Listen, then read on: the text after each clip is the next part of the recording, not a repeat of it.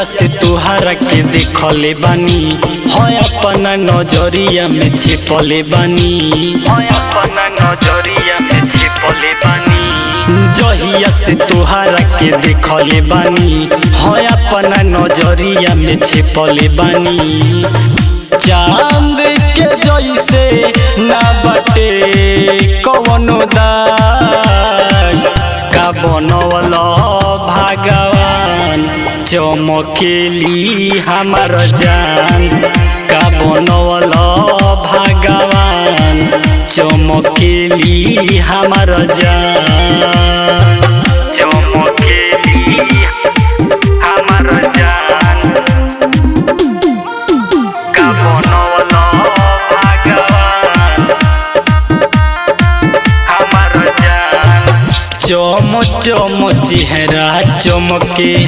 जैसे चमके चानी बन गइल बाड़ू हमारा दिलवा के रानी चम चम चेहरा चमके जैसे चमके चानी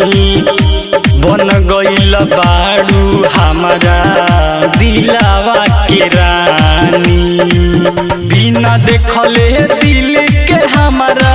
मिले ना आराम का बनवल भगवान चमकेली हमार जान का बनवल भगवान चमकेली हमार जान चमकेली हमार जान का बनवल भगवान हमार जान लाल बाबू हो के बेकाबू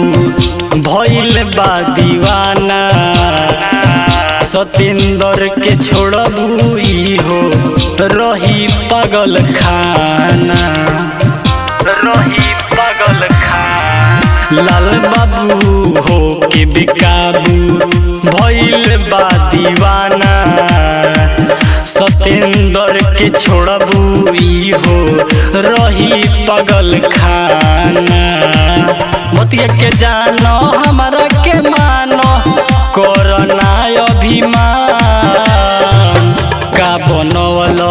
भगवान चमकेली हमार जान का बनवल भगवान चमकेली हमार जान। रिया रिकॉर्डिंग स्टूडियो नरकटियागंज।